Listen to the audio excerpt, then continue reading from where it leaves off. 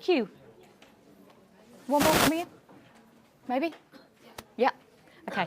I didn't expect a full room, so what a wonderful surprise. Thank you. We're never quite sure. Some people pre-register, some people don't. So this is a complete treat, and thank you very much for coming along. Now my laptop's gone to sleep. The official title of this session is How to Engage Learners Through Storytelling. Now, I'm actually coming to it from a much more personal perspective, because for me that's rather a dry, dull and edgy speak title. I want to try and inspire you to go away and to read stories to children of all ages. I think there's a difference between storytelling and story reading. And my focus today is going to be more on the story reading. So not all of us have in our heads the ability or the knowledge to bring up tales that we can tell without reference to a book. If you can do that, that is fabulous. But certainly I find that quite hard. I much prefer to have a prop in my hands, which actually stops me waving them around so much. So that's going to be my focus today, actually taking books and sharing them with children. I think we are very used to thinking that that's a good thing to do with young children. I don't think there's anyone in this room who would disagree with that. This is something I often talk to parents about.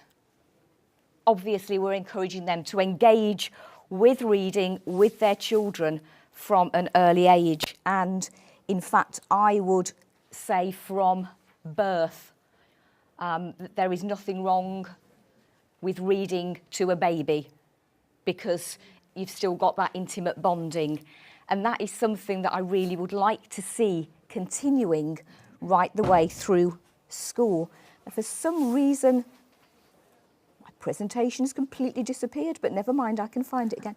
And I can always talk anyway. So really, it's reading aloud. That's what I'm going to focus on. Reading aloud as in why we do it, why it's a good thing, get all my email messages, and how we do it, or how I think we should do it. Okay, let's go. So I prefer books to technology. They rarely go wrong. So, a quick introduction. My name is Yvette Judge. At the moment, I'm Acting Director of the Emirates Airline Festival of Literature. My background is libraries. I worked in school library services, children's libraries for 30 years before I took a slight deviation in my career. And now I find myself having great fun doing this. So, why is it important that we read aloud to children? Enjoyment of the language. I'm actually going to give you examples. I'm quite conscious of the time, so I won't allow myself too much fun. But I do think it's important that we acknowledge we have to enjoy doing it. And if we don't enjoy doing it, there is no way an audience of children will enjoy doing it. So you've got to be open. You've got to be dramatic. If we're teachers, if we're working with children, we all have that in us, because otherwise there is no way any of us could stand up in front of a group of children and convey anything that they are going to remember. So for me, it's always been maybe my missed career in filming and acting. But I do think you've got to enjoy it. You cannot keep your eyes down on the book. I'm going to start with a book that's for young children. You know, you can't read like that. You've got to be expansive with your gestures. This is a particularly favourite author of mine, Emma Chichester Clark, the Blue Kangaroo series. It's very simple language. Blue Kangaroo belonged to Lily. He was her very own kangaroo. One day Lily told him that she had to go to a new school. She looked into his eyes and said, "Will you come too, Blue Kangaroo?" And Blue Kangaroo thought, "Yes." And he smiled, his secret smile. Now, I could have read that. Blue Kangaroo belonged to Lily. He was her very own kangaroo.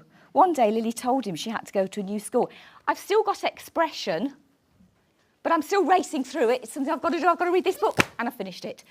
Take time. Don't rush a story. Enjoy it yourself and make sure that the children enjoy it. There's such a wealth of language to be explored. Not all of it, of course, makes sense. One of my favourite ever poems makes no sense at all. However, what wonderful use of words. 'Twas brillig and the slithy toves did gyre and gimble in the wabe. All mimsy were the borogroves and the mome raths outgrabe. What does it mean? But you can inspire a piece of writing with that. You may not even agree on how I've pronounced the words. Did they gyre and gimble or did they gyre and gimble? You know, everybody has their own interpretation of that language. Lewis Carroll Jabberwocky. So just take on board that enjoyment, that happiness that you can find in reading. I just think it's so important that we actually have fun when we're doing it.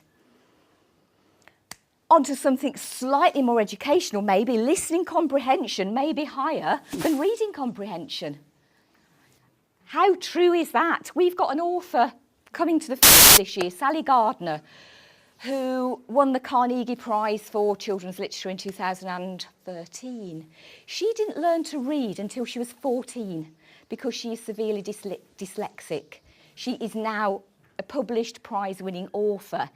If people hadn't read to her, how would that ever have happened? She speaks of inspiring teachers who didn't give up with her. She was actually classified as unteachable in her teens, early teens.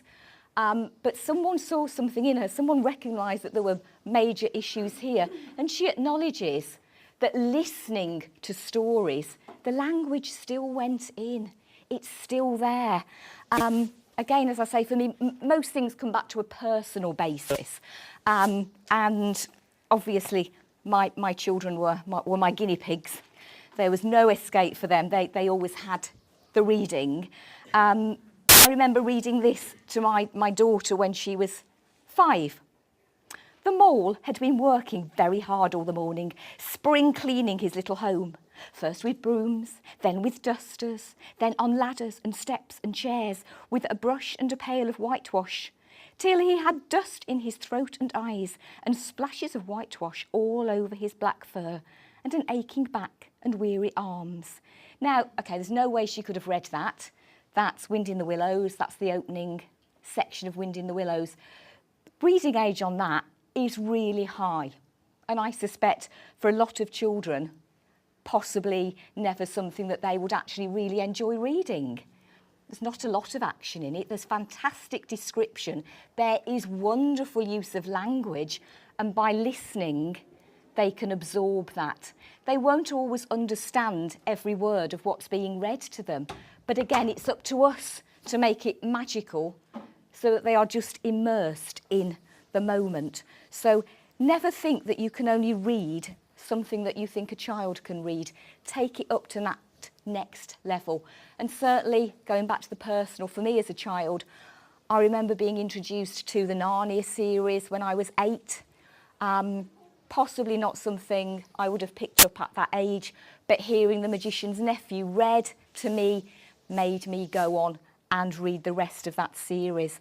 And certainly my own experience in schools with children is that they will listen, because there's nothing nicer, if you like, than being in a relaxed environment. We don't have to sit upright. You can sit on the floor, you can relax, you can put your head down. If I think again back to my childhood, reading was always at the end of the school day.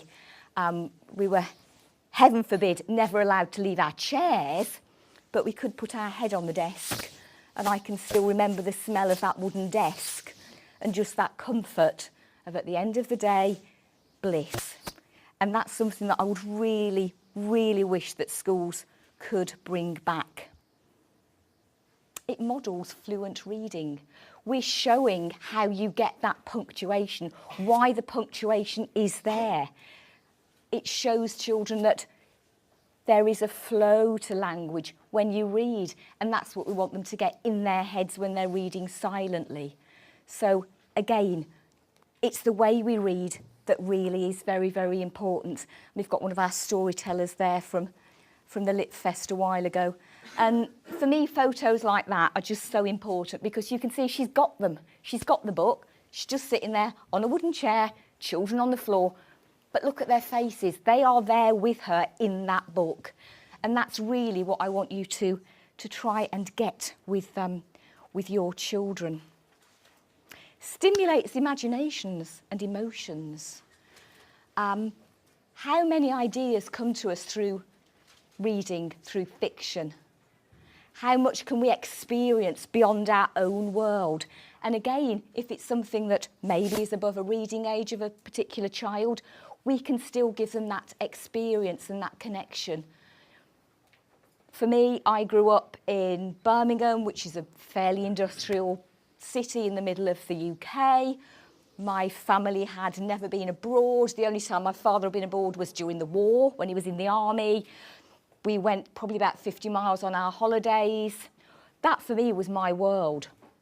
How did I ever see beyond that world?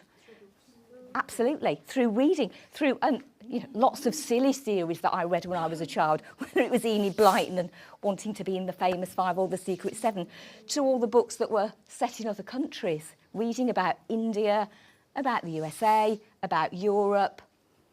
Fabulous, fabulous stories, whether they're traditional stories or stories set in other countries. You've got the chance to make your children experience that wider world. For some of them, it might actually be experiencing their own heritage, because we're mainly expats here in this room, I'm guessing. For the children we're teaching, if we have children of our own, they have another culture. We have a fairly global one, a very multicultural one. We can give them the chance to actually get immersed back in their own culture, which is obviously fairly important for most of us to try and get that through to them. So it's enabling us to look beyond the wider world. I think the word empathy is hugely important. How do we ever learn how to empathise with people? Through story, we can actually get into someone else's life. And again, reading aloud, you can stop, you can question. How do you think she's feeling? Why do you think she does that? Is she happy? Is she sad? And that goes right down from little ones right up to whether you're looking at Dickens, at David Copperfield, what happens in that book? All the things that you can actually bring out by reading aloud, by selectively stopping and encouraging the children to participate. It's always easier to pick maybe a smaller example, a younger ones, mainly because I have to admit they're more fun. But you've got to engage the children. You've got to bring them into the story. You want them to join in if they're little. So, for me, I could never read something like What's the Time, Mr. Wolf, without expecting a class to join in. It's 7 o'clock in the morning. Mr. Wolf is woken by 24 blackbirds. What's the time, Mr. Wolf? They tweet. Oh, it's time for blackbird pie, yawned Mr. Wolf. Now, having read that, I would always assume that children know exactly what to do. And mainly they do. Maybe a couple of pages into it.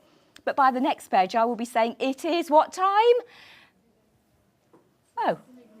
It was 7 o'clock, folks, so now it's 8 o'clock. All Mr. Wolf's neighbours slam their doors on their way to work. And eventually we get... There they are, 3 little pigs. And the 3 little pigs say... What's the time, Mr. Wolf? I normally have a much more receptive audience, that's all I can say. But yeah, absolutely. So, there's got to be participation. And I think for older ones, sometimes the stopping and engaging them and making sure they're understanding what's going on, particularly if it's a story set in a culture that they're not familiar with. Even to things like, reading a story that's based in the UK, the postman comes and brings a letter. Does he drop it through your letterbox? Very rarely in Dubai, occasionally now.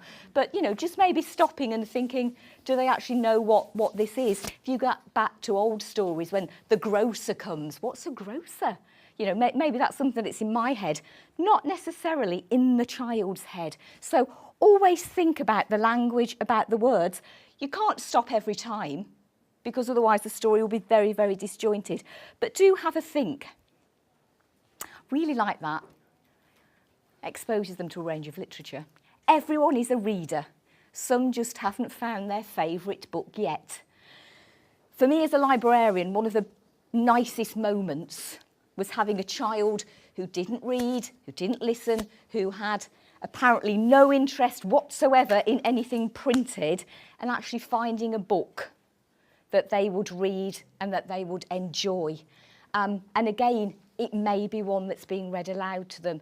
If you take some of the silly, the fun stories, Horrid Henry for younger ones, moving further up the age ranges, if you look to secondary, you've got writers like Paul Jennings, Maurice Gleitzman, short stories and fun. And I think that's key again to engaging children. So it's really important that we do try and find the favourite books for all those readers that we encounter. Really important. Can encourage a lifelong enjoyment of reading, and that I think is something that we would all like to aim for.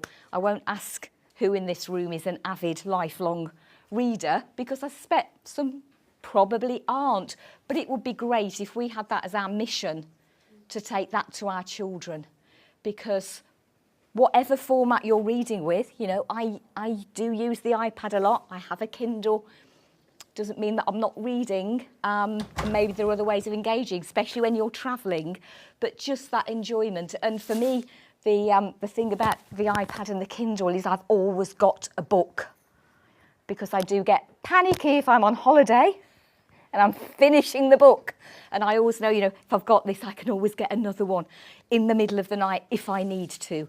So, you know, think again outside what we're used to with print. I've got a fabulous edition on here of The Tiger Who Came to Tea, which some of you might know. That was written way, way back when I was a little girl in the 1960s. Still a great fun book, and now done in interactive format.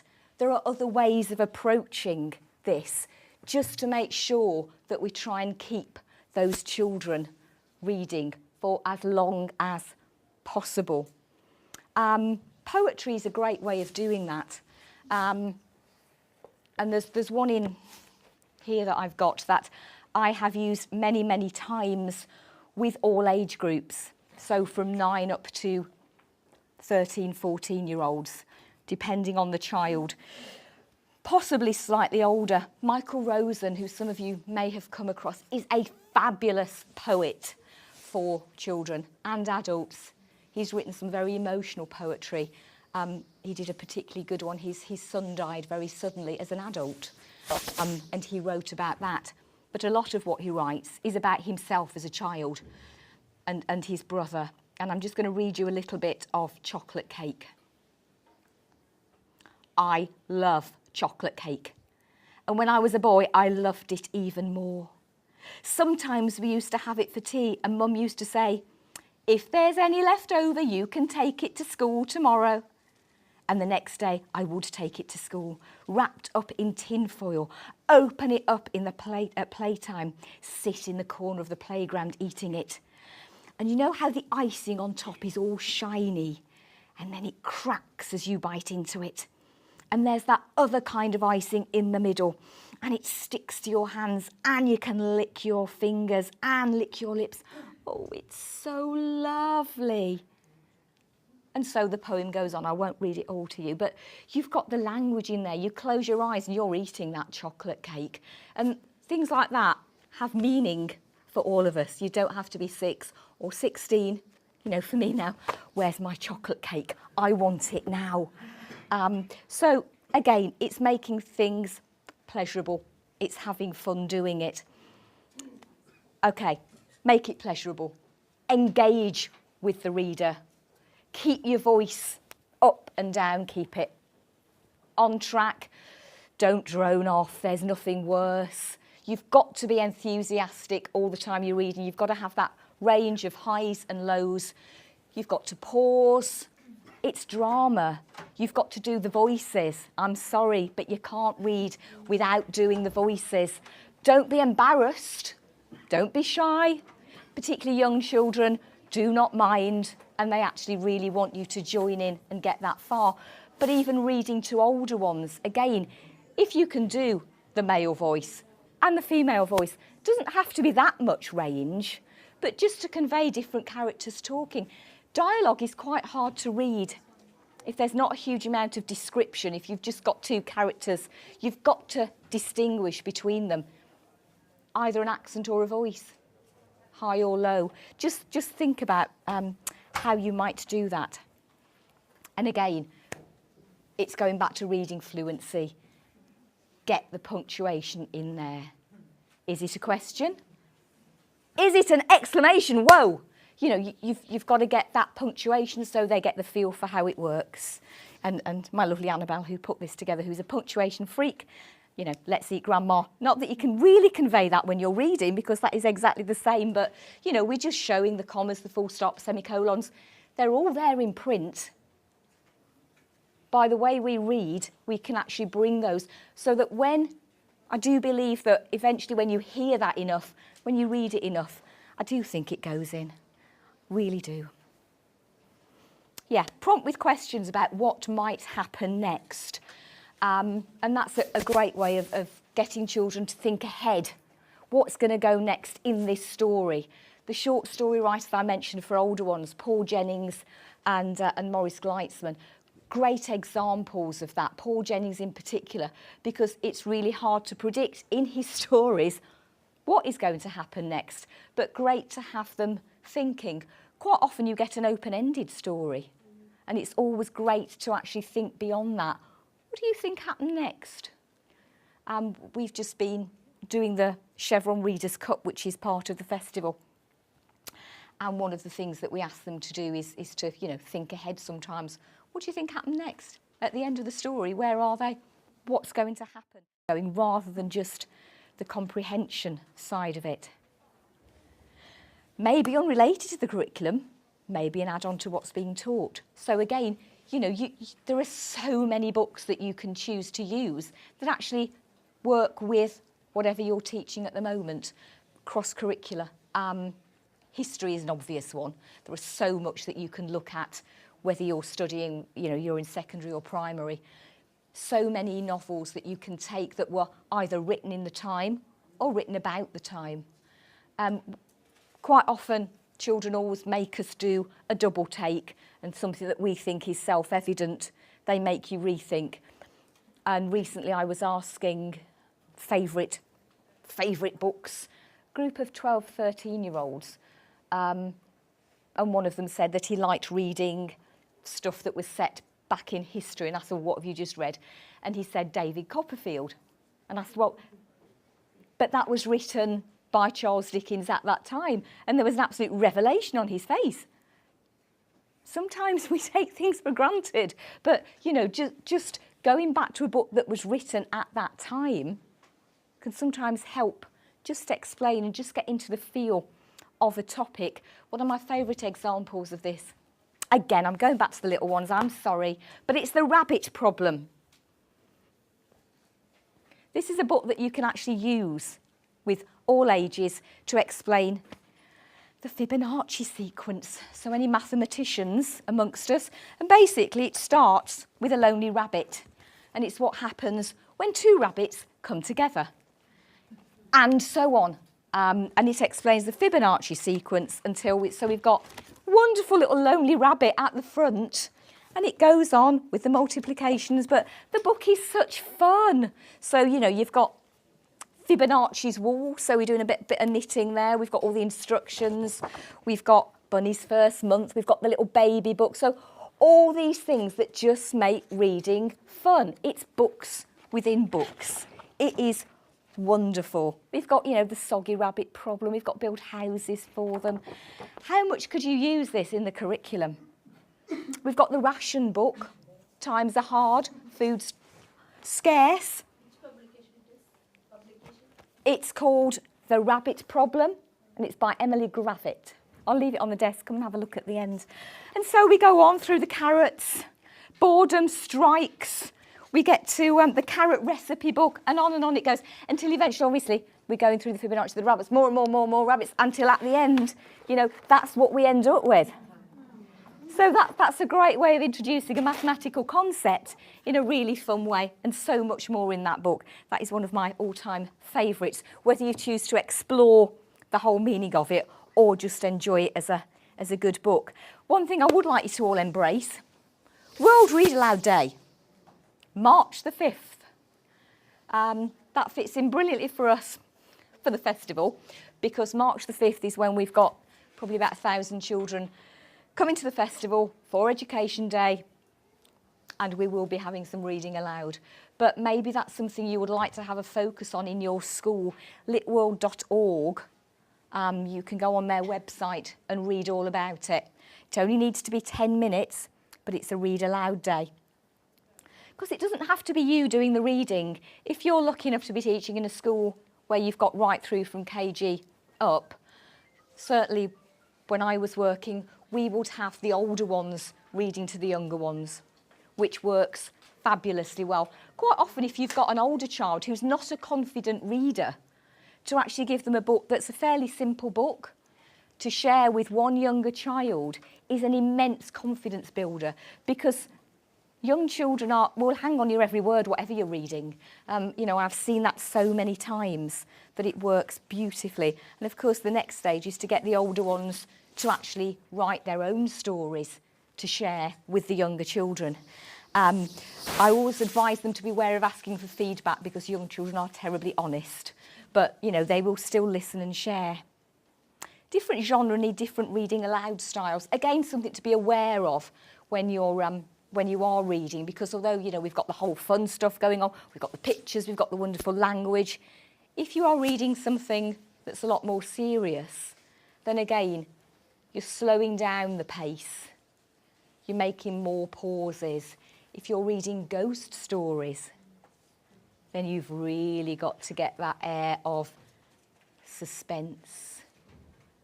What's going to happen when I turn the page? Who's going to spring out of that wardrobe? What are the ghostly moanings? You've got to really match your voice, match the way you're reading to the topic.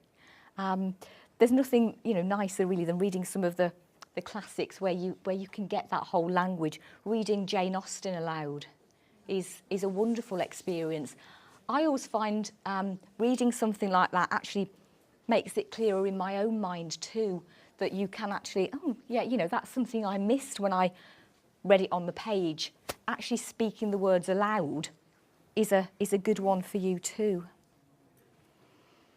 And finally, if we're always reading aloud something that is more difficult than children can read themselves, then when they come to that book later, or books like that, they will be able to read them, which is why even a 5th grade teacher, even a 10th grade teacher, should still be reading to children aloud.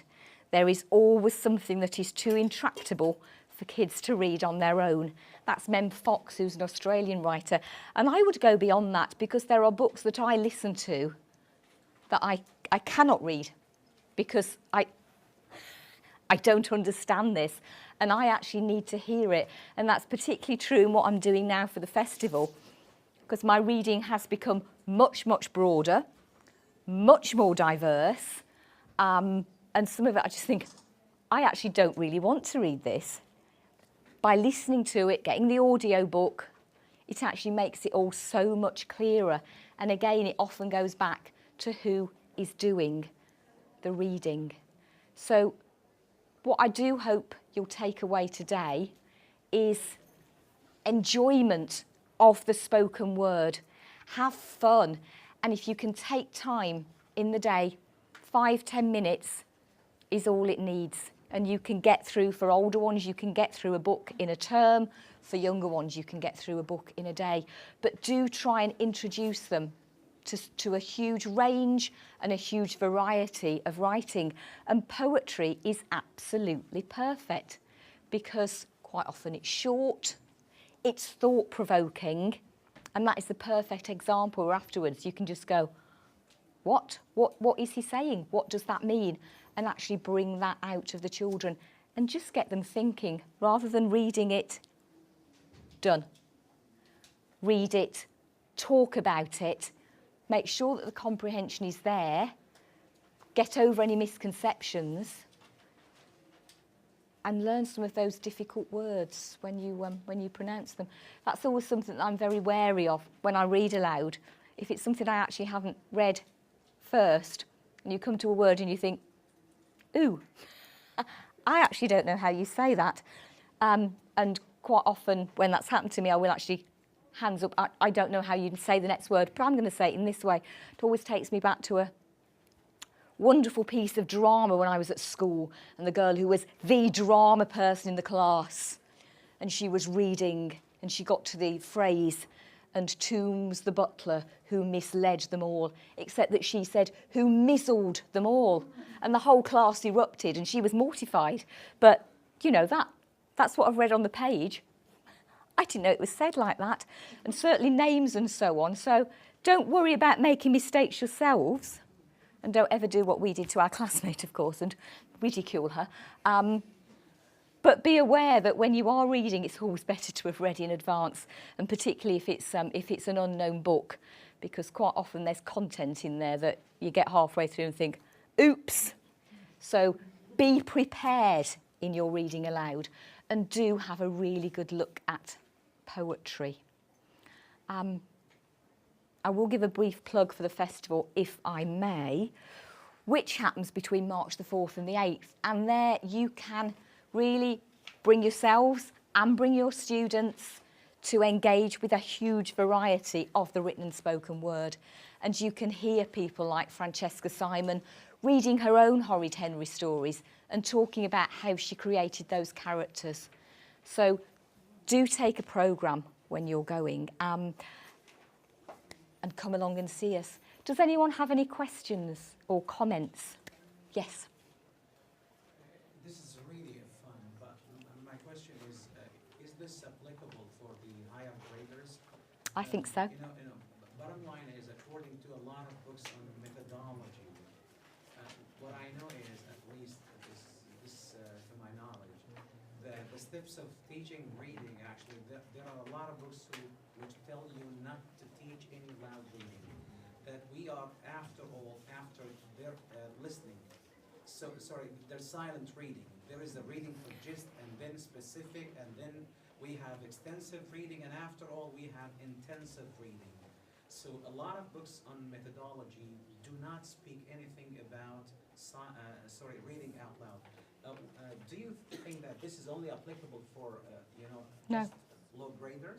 No, absolutely not. I mean, I think you have the opportunity to engage older students with a range of books that they would not read. You can take a different genre. For myself, okay, I love crime. I love reading crime. And, I want to keep reading my crime books. I don't want to try anything else. But if somebody's going to read me a story, if somebody's going to read me Justin Cronin the 12, which is pure fantasy and not something I would normally pick up, I'm going to listen, and maybe I'm going to think, actually, I quite enjoy that, and I need to step outside my comfort zone. I need to try something else. There is hardly any way that children, students, older students nowadays would read something like Jane Austen for pleasure. And, that I think is a sad fact for many of us, but true. However, read it to them. Let them enjoy the language. As I say, I'm coming to this from a very personal point of view, and from what I have seen in all the years I've been doing this, that you can engage children. You have to make them enjoy reading. So although the methodology may say that they should be focused and they should be reading, what are they doing in that focus? Are they reading? Is anything going in? Are they reading purely what you're asking them to read as part of the curriculum? Or should we be enriching the curriculum by looking outside it slightly? I think I'll just respond to that question, Yeah. and also sort of say something that you just said. I used to be a business studies teacher in UK, and we used to teach, one of the basic things was types of businesses.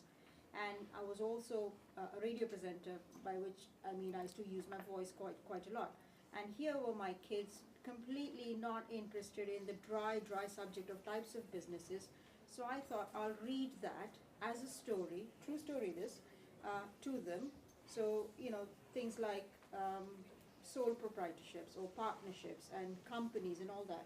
And all I did was read those boring definitions and characteristics and advantages and disadvantages of the first one, which is a sole owner, sole proprietor, to them. And then I said, okay, right, can we try this partnership and can we try the company? And they actually read that as a story. So completely boring, dry subject like business studies, storytelling, Brings it to life. methodology, and it brought it to life.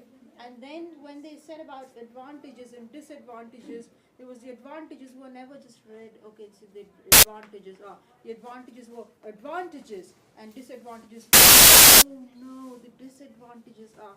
And I know this sounds extremely corny, I understand that, but for grade 10 and grade 9 students, that was something new that they tried, and then apparently they wanted to do similar things in science. I was told off for that by my science colleague, but they had fun. No, I absolutely agree, absolutely. And, I bet you yeah. don't remember those characteristics and advantages even today, Yeah. 10 years down the line. Think about intriguing the mind, and I think if you have a closed mind, and reading aloud opens that opens that imagination, it opens the enthusiastic mind to want to read methodology. If I didn't, I'm an academic and I've read lots of academic books, but I've read so many beautiful books, and why is that? Because I had an introduction from a beautiful teacher who read aloud, Yeah. and without that, I would have had a closed mind and would have shut off thinking, oh my God, I can't read an academic book, it's so boring, it's all negative. But if you open the voice in the head, that Yes. you can use that even when you're reading. Absolutely.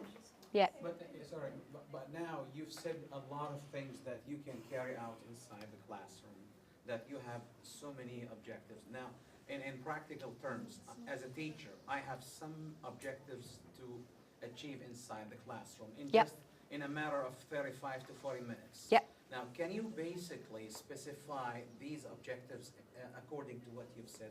It's really fun, but what are my objectives throughout this process? Your objectives, for me... How can I set my plan? Listen, plan. Well, right, I'm going to take this outside methodology and education.